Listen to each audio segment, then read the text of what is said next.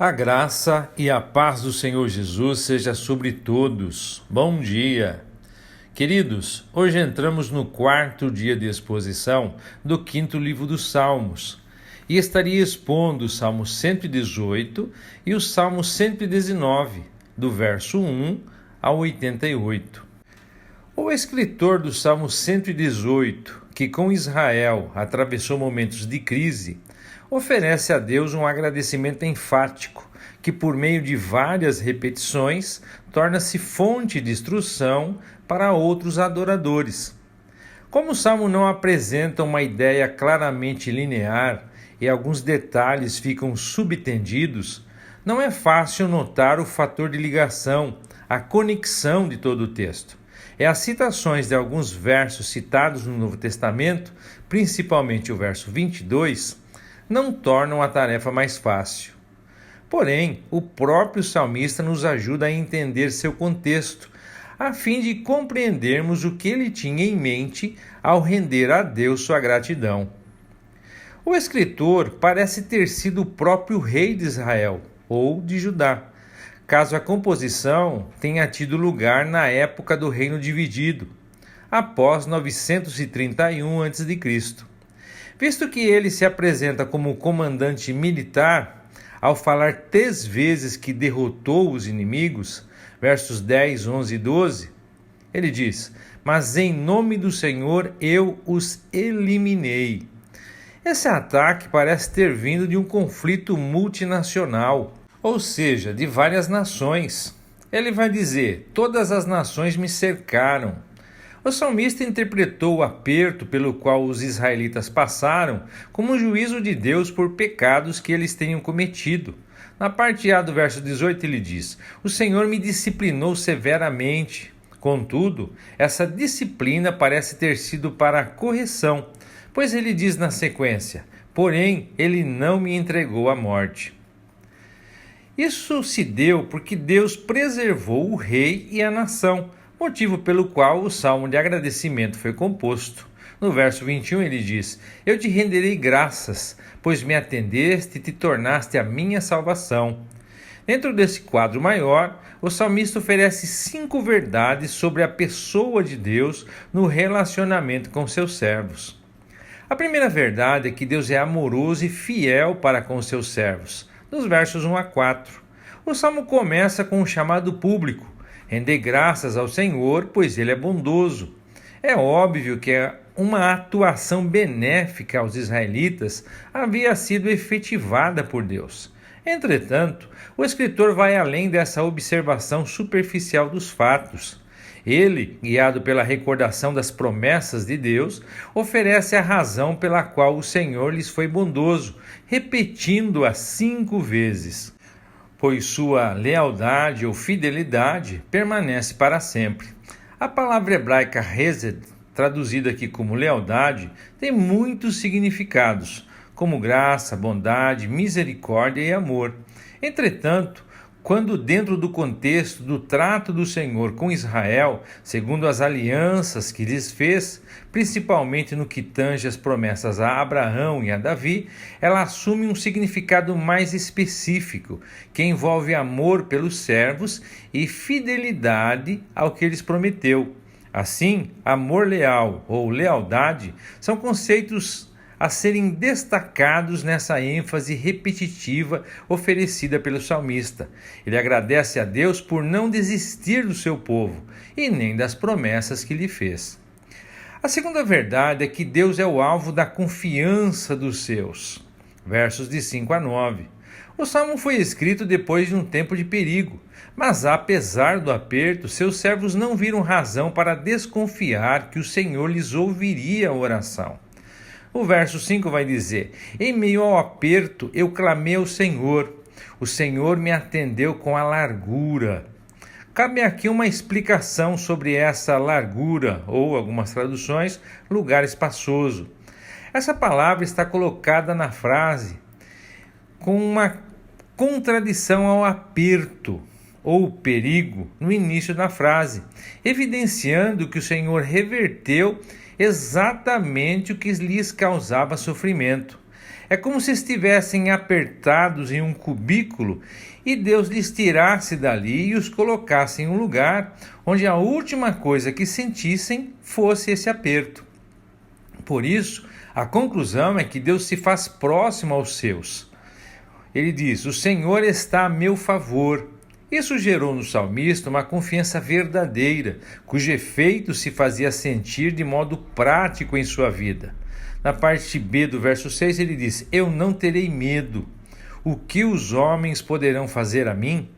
Por isso, olhando para o poder dos exércitos e dos seus príncipes e para a sua capacidade de promover uma proteção e refúgio contra o perigo, conclui-se que é melhor se refugiar no Senhor.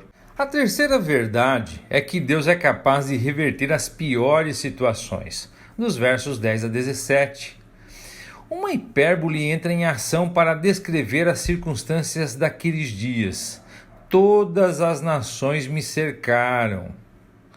Não quer dizer que cada nação do mundo tenha se reunido para atacar Israel, mas que várias nações se ajuntaram, formando um poder considerável. O termo todas cumpre uma função de uma figura hiperbólica para exagerar, para enfatizar o drama do sofrimento que eles atravessaram. Eles me cercaram por todos os lados. Os exércitos eram numerosos e perigosos. Na parte A do verso 12 ele diz: eles me cercaram como abelhas. É uma situação complicada cujo desfecho dificilmente poderia ser favorável. Porém, contra a lógica humana, o salmista afirma: mas em nome do Senhor eu os eliminei. Apesar de a ação de repelir os inimigos seja acreditada ao rei, ao dizer que o fez em nome do Senhor, revela-se a fonte verdadeira da vitória, a ação do Deus soberano. O mesmo é dito de modo mais claro a fim de render ao Senhor o resultado da vitória. No verso 13 ele diz: eles me empurraram com força para eu cair, mas o Senhor me protegeu.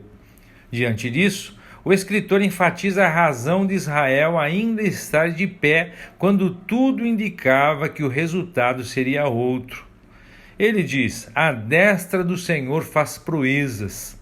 E essa proeza foi fazer seu servo permanecer na pior situação que ele já havia atravessado. Nos versos 18 a 24, nós temos a quarta verdade. E essa verdade é que Deus é sábio ao guiar a história. O salmista não fala apenas de libertação, mas também de punição. Segundo ele, o que Israel passou não se devia às vicissitudes da vida, mas à disciplina de Deus. Ele diz: o Senhor me disciplinou severamente. Contudo, a sequência do texto expõe o propósito divino sábio de tratar seu povo, sem o deixar perecer. Tais propósitos também se mostram sábios na promoção da justiça. Nesse texto e em diversos outros salmos, a palavra justiça, tzedek, não tem apenas caráter moral, mas um sentido nacional de libertação, no qual os inimigos são descritos como injustos, e o fazer justiça significa Deus livrar seus servos das mãos dos adversários. Entretanto, é claro que o Senhor, ao reverter o quadro duro do verso 18, atingiu seu objetivo e mostrou guiar os rumos da história de modo sábio e justo, motivo pelo qual é louvado. Por isso, ainda que Israel estivesse em uma situação em que fosse considerado uma pedra inútil a ser descartada, ou seja, prestes a ser destruído, Deus fez algo maravilhoso ao reconduzi-los à sua condição original. O fato de o Novo Testamento aplicar o verso 22 a Jesus mostra que Deus é sábio e poderoso, tanto para fazer Israel ser poupado diante de nações maiores, como para fazer aquele que era visto como um simples e pobre carpinteiro ser glorificado como Rei e Salvador. A última verdade é que Deus reserva uma salvação ainda maior, versos de 25 a 29. Mesmo agradecendo por uma libertação já efetivada, o salmista clama por uma salvação mais ampla e definitiva. No verso 25 ele diz: Nós te pedimos, ó Senhor, salva-nos por favor. A palavra hosana é a proclamação desse pedido: salva-nos por favor, Hoshianá. Se não fica claro no verso 25 que tipo de salvação ele tem em mente, no texto seguinte surge a figura de uma libertação orquestrada por alguém que virá da parte de Deus. Na parte A do verso 22 ele diz: Bendito é o que vem em nome do Senhor.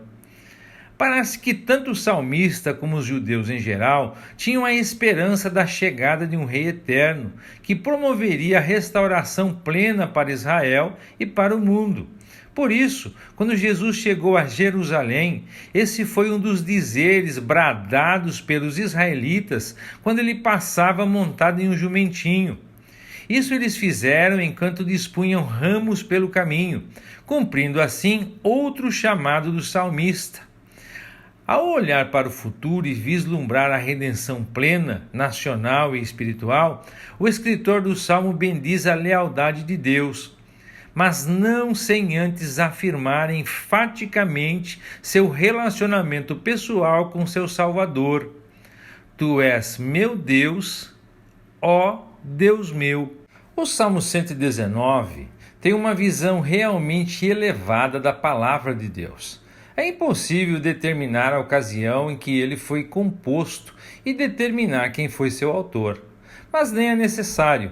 O salmo é tão aplicável ao povo de Deus em todos os momentos, tão adequado para fortalecer a mente na provação, tão adaptado para guiar, confortar e apoiar a alma, e tão verdadeiro no que diz a respeito à influência e o valor da lei de Deus, que não é necessário saber quando ou quem foi seu autor.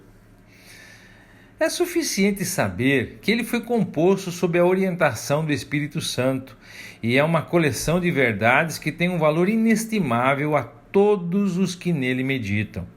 Não há agrupamento ou arranjo dos sujeitos no Salmo e pouca ou nenhuma conexão entre os sentimentos nos versos dele.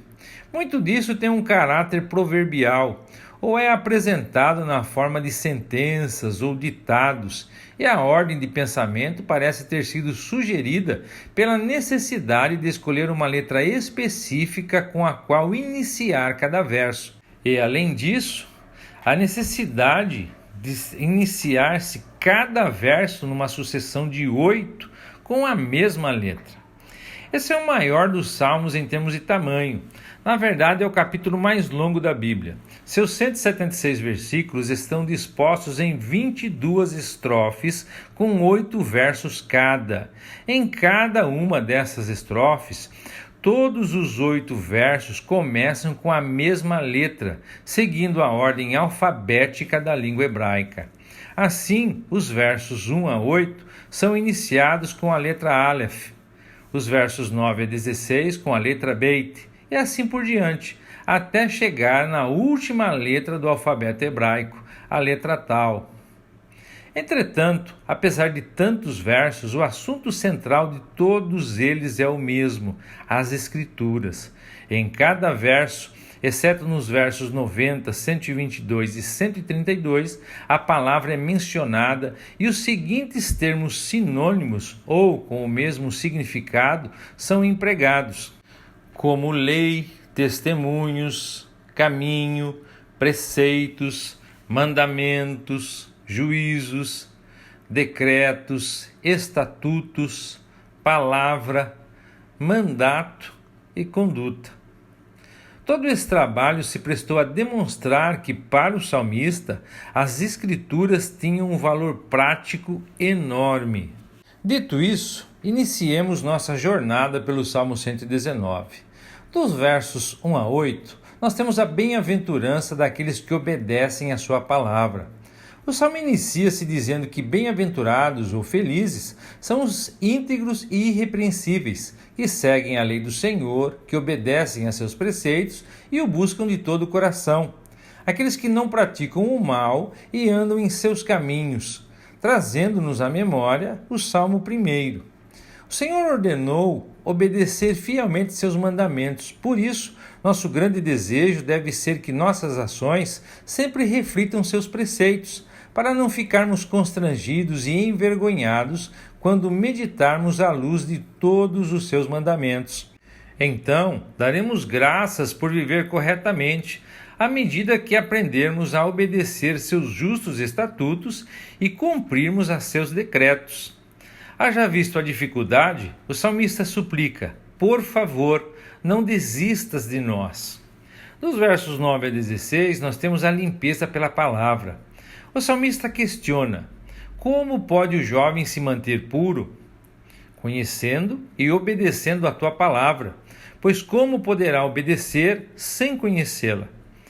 Depois reafirma sua devoção, que afirmando que buscou a Deus de todo o seu coração e orando para que o Senhor não permita que se desvie de seus mandamentos, pois guardou ou escondeu sua palavra em seu coração para não pecar. Depois bendiz ao Senhor, suplicando-lhe que o ajude a conhecer seus preceitos, pois já havia recitado em voz alta todos os estatutos que conhecia. Afinal, se alegrava muito mais com o caminho apontado pelos preceitos divinos do que com as muitas riquezas. Por isso, meditaria em suas ordens e refletiria sobre seus caminhos. Sabia que teria prazer em seus decretos e não se esqueceria da sua palavra. Nos versos de 17 a 24, nós temos a vivificação pela palavra. O salmista continua sua oração para que o Senhor o trate com bondade, para que viva e obedeça a sua palavra, para que seus olhos abertos possam contemplar as maravilhas da lei do Senhor. Ele passa a refletir sobre sua condição. Era um estrangeiro na terra e, dada sua situação, tinha um desejo intenso pelos mandamentos de Deus e clama para que não os escondas dele. Afinal, o Senhor repreende os arrogantes. São malditos os que se desviam de seus mandamentos. Sua oração agora é para que Deus não permita que zombem dele e o desprezem, pois tinha sido obediente. A situação do salmista está chamando muita atenção, pois até os príncipes, quando se reúnem, falam contra ele. Ainda assim, continuam a meditar nos decretos de Deus, pois tem neles prazer, aprendendo sábios conselhos. Nos versos 25 a 32, nós temos a elevação da palavra. O salmista sente-se prostrado no pó, suplica a Deus para restaurá-lo com a sua palavra. Ele havia compartilhado seus planos com o Senhor e obteve resposta. Agora esperava aprender seus decretos. Em sua oração, ele pede que Deus o ajude a entender suas ordens, para que pudesse meditar em suas maravilhas. Como sua alma chorasse de tristeza, o salmista buscava fortalecer-se com a palavra, desejava afastar-se do caminho da mentira e o privilégio de conhecer a lei divina. Mesmo prostrado, o salmista escolheu o caminho da verdade e decidiu viver de acordo com os estatutos de Deus, apegou-se a seus preceitos. Entretanto, pedia ao Senhor que não permitisse que fosse envergonhado e humilhado. Se Deus lhe concedesse essa alegria, ele buscaria seus mandamentos, pois eles acrescentariam seu entendimento. Dos versos 33 a 40, nós temos o poder da palavra. O salmista pede a Deus que ensine a ele seus decretos. Sendo assim, ele os guardará até o fim, pois precisa de entendimento para obedecê-los e colocá-los em prática.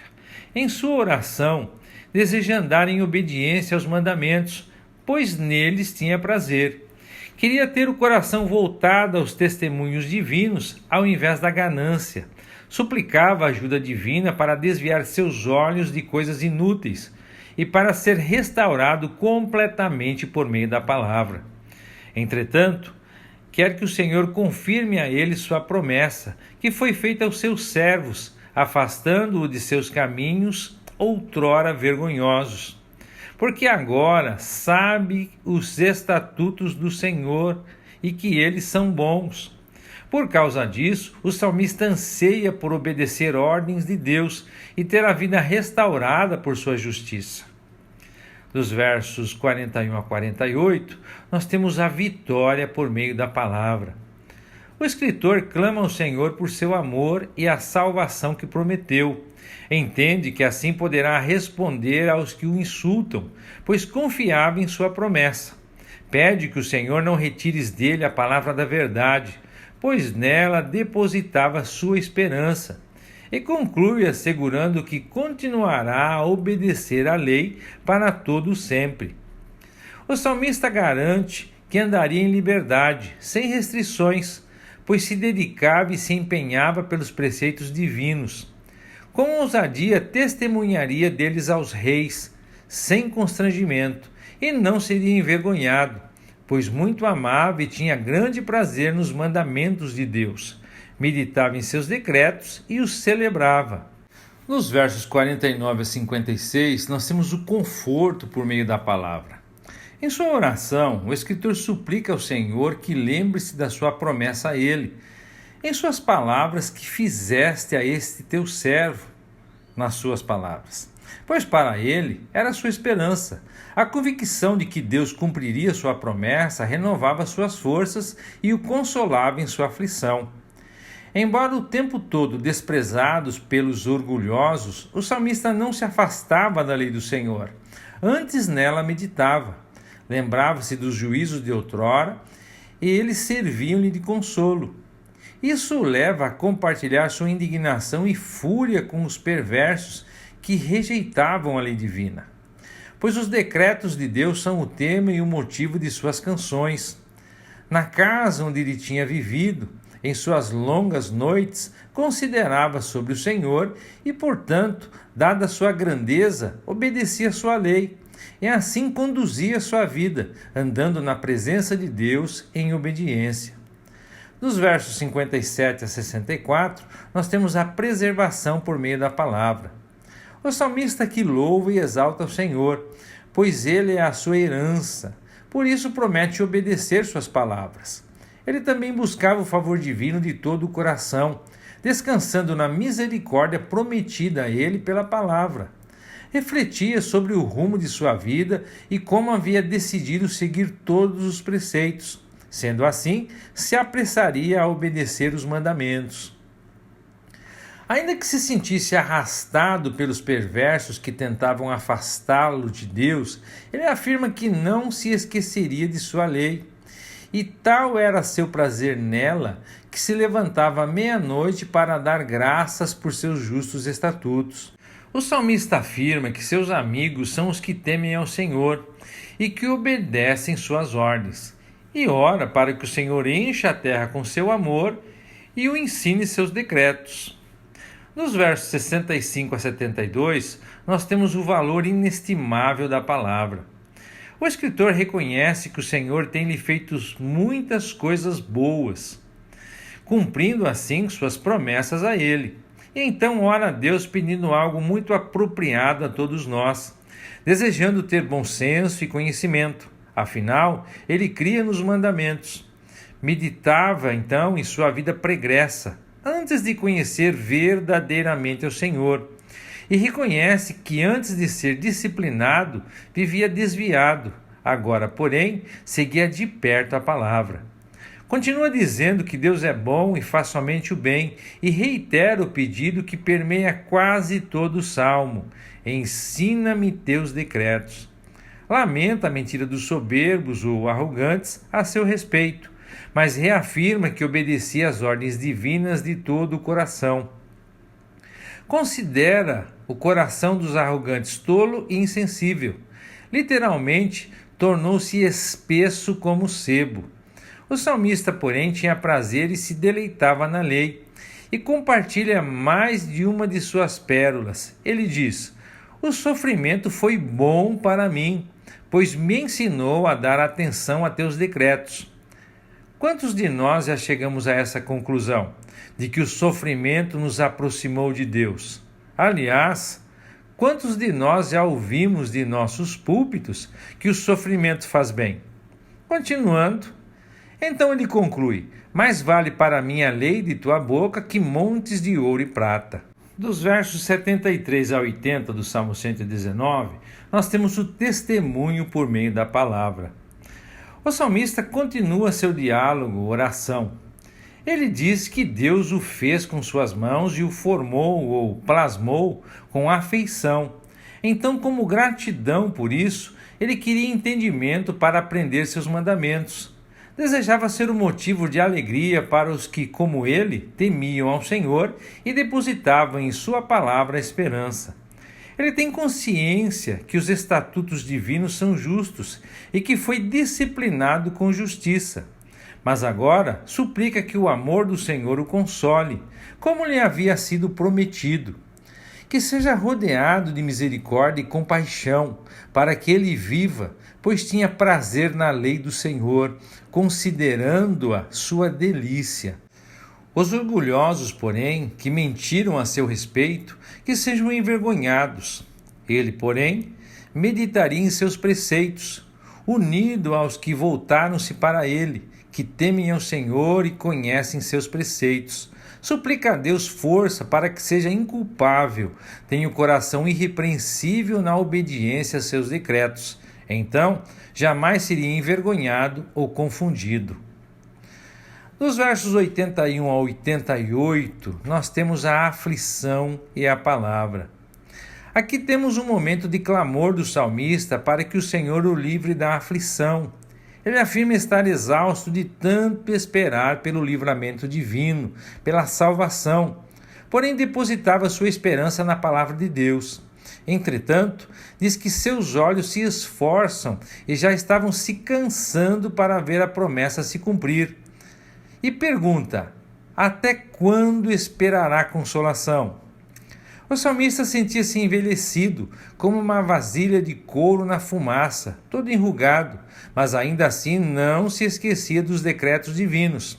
Parece até mesmo considerar o Salmo 70, apressa-te, ó Deus, e desesperadamente pergunta: até quando terei de esperar? Quando julgarás e castigarás os que me perseguem? Sua situação estava tão desesperadora que os soberbos, que não temiam a Deus, fizeram armadilhas, abrindo covas profundas para o capturarem. Mas o salmista sabia que os mandamentos do Senhor são confiáveis e o protegeriam dos que o perseguiam sem motivo. Por fim, ele desabafa: por pouco não me exterminaram da terra, eu, porém, não abandonei vossos preceitos.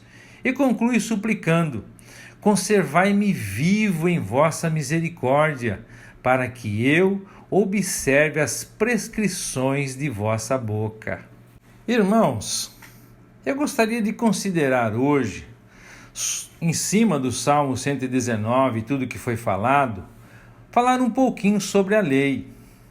Muitos de nós cristãos temos um preconceito com o termo lei, porque muitas vezes não sabemos o que significa e por causa da constante afirmação de que estamos no tempo da graça e não da lei. A simples citação da palavra lei, infelizmente para a maioria, traz uma conotação negativa. Realmente, nós fomos anistiados da lei pelo sacrifício do Senhor Jesus na cruz. Nas palavras de Paulo aos Gálatas, Cristo nos redimiu da maldição da lei quando se tornou maldição em nosso lugar, pois está escrito: maldito todo aquele que for pendurado no madeiro. Mas o conceito da lei, de maneira simples, é a vontade de Deus revelada aos homens em palavras, princípios, preceitos, julgamentos e atos. Denota a ideia de instrução, de orientação. Então, Paulo compartilhava com o salmista da preciosidade e do valor da lei de Deus. Para ele, a lei era santa, o mandamento santo, justo e bom. Romanos capítulo 7, verso 12. Que o Eterno os abençoe e até amanhã, se Deus quiser.